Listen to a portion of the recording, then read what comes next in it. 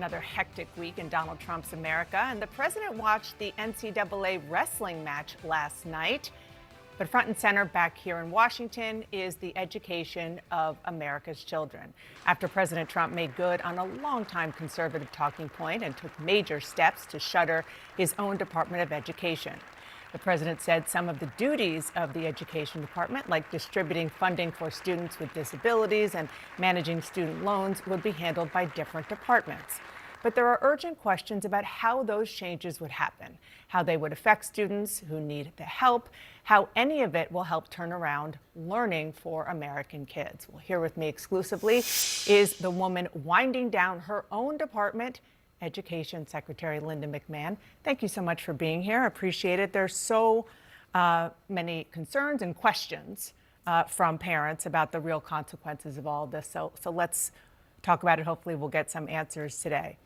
The president's executive order said that the Department of Education should begin to shutter. You well know, and you said this under oath, you can't do that without Congress changing the law. It doesn't seem like right now there are the votes to do that. So if you can't close it down, what exactly will the Education Department be doing now? Well, I think, first of all, thanks, Dana, for having me this morning. It's nice to start a Sunday with you. Thank you. I think the president was very clear. The outward-facing programs that are going to be affecting students are, there's not going to be any defunding for those programs. When he talked about student loans, that would be going to the Small Business Administration, and also then the programs for students with disabilities will more than likely rest in HHS, which, by the way, is where they began. I think we're looking at putting things in different departments where they can operate very efficiently as we look at how we can shut down the Department of Education. Do they not operate efficiently now? Not as well as they should be.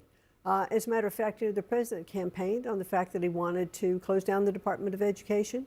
And what we saw with our scores recently with the NAEP, which is our country's report card, I mean, it's unacceptable where education is in our country today. And so the Department of Education does not educate one child. It does not establish any curriculum in any states. It doesn't hire teachers. It doesn't establish programs. What it is more of a pass-through of funding, which is appropriated by Congress, by the way. And so we want to make sure that that funding continues in the departments where it needs to be, but at the same time, give states the opportunities to be innovative and creative with their teaching. So you mentioned that there are lots of data. There's lots of data that shows that, I think, to put it mildly, education could be better in America. Absolutely. But you also just admitted, and it's just fact, that most of the funding, most of all of the curriculum, and everything that goes into educating our students happens on a local level. So I'm not quite sure how eliminating the Department of Education is going to make those test scores go up. Well, a lot of the funding that goes into states now goes with a lot of red tape, a lot of strings attached to it. And so governors and state superintendents of education have said, look, if we have the funding coming in which allows us to be more creative, how can we spend that? The president believes, as I do, that the best education is that's closest to the students. And I want to look at some of the states that have been incredibly great over the last couple of years, like Louisiana. Their NAEP score showed that they had improved the most of any states. Those were programs that were put in place by the governors, by the superintendent of education, not having anything to do with the Department of Education in Washington. So what we need to do is to make sure that the funding has a clear path, the funding continues, but that the states are allowed to spend the money where they need to spend it, to hire teachers, increase their salaries, make sure that our students with special needs are taken care of. And that's what we want to make sure that happens. I just want to ask a sort of a fundamental philosophical question, and that is, do you believe that the federal government has a responsibility to ensure that all children, rural children, urban, rich, poor, special needs, have access to quality education? That is certainly the goal of the president. He has said that he wants to make sure that there is equal access to quality education for every student in our country, which is why he is such a proponent of school choice. He doesn't believe that any child should be trapped in a failing school, that we should have parents have the ability to choose where their children can be able to go to school so that if they are in a failing school, they have an opportunity to have better education somewhere else, that they have the tools to be able to do that. But if I may, it's a goal of the president, but is it a federal responsibility to ensure that every child in America has access to a good education? I think that was the purpose of public education when we first began it in our country. And I think that the federal government, state governments, we owe it to all of our children. After all, that's the next generation of our engineers, our scientists, our quantum mathematicians, but also our welders, our plumbers, our HVACs, our welders, all of that. We have to make sure that there's educational opportunity available to every single student so they can be the best they can be. That's how we compete in the world. You mentioned students with disabilities. Of course, currently, your department enforces the Individuals with Disabilities Education Act, which does guarantee, it's a federal guarantee for free public education for children with disabilities. Can you guarantee to those parents and those students that there won't be any disruption with their education and the guarantees for their education? I certainly hope. I would like to see even more funding go to the states for that. And if it rests with HHS, which is one of the suggestions, that funding clearly is going to continue to come from Congress. And we want to make sure that those students do have those special services and those needs which they have, which is really monitored and taken care of at the state level.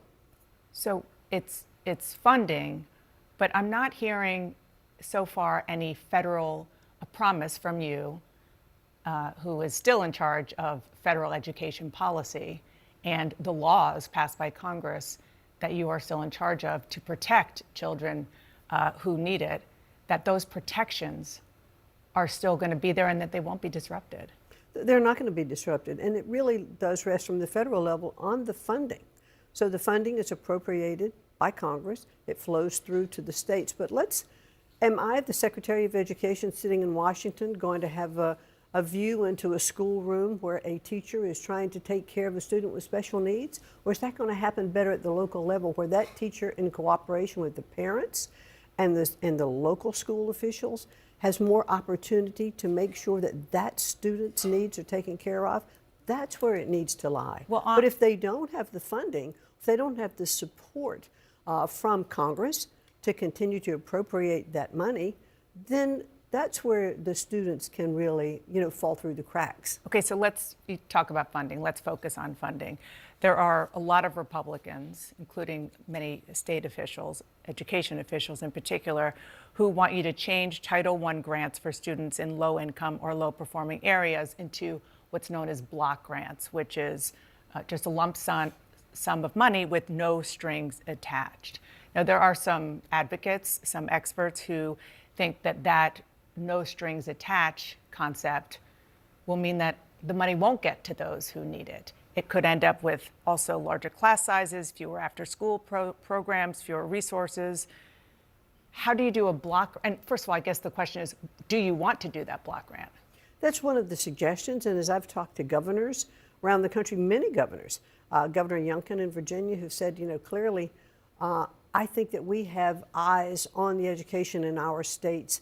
And if we have the funding, that we know how to spend it, where to spend it, without the government trying to say from their bureaucratic perch in Washington, this is where you should be spending that money. And Governor Youngkin or other governors could say, no, but if I take that money and I spend it in this district, or I spend it over here for teacher salaries, or I spend it here, I'm going to raise the level of education in my state. I'm the one with the bird's eye view, and I'm the one with the accountability. How do you, on the one hand, say that the federal government is still in the business of, which is still the law, protecting those students with disabilities, for example, and then send money without any guarantee that that's where the federal dollars, federal taxpayer dollars, will go? Oh, well, let's be sure that we're understanding when you're talking about Title I versus IDEA money, which is the money that is being passed by Congress for students with disabilities, that will go for that purpose. So that won't be block granted? That's not going to be block granted in with Title I money. No, that's separate money that would go, because they would clearly have that responsibility to make sure that money does get to those students. I mean, that's an important distinction. Oh, it's a and very I don't important think that was distinction. clear to people. That's a very important distinction.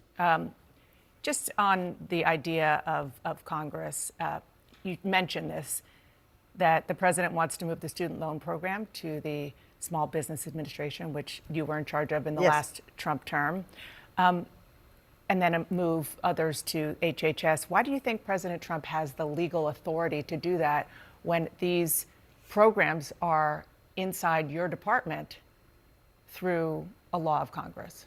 Well, certainly President Trump has said he will move things in accordance with the law and in cooperation with Congress. He certainly knows that if there are statutes or laws that are governing where they need to be, we'll have to abide by the law.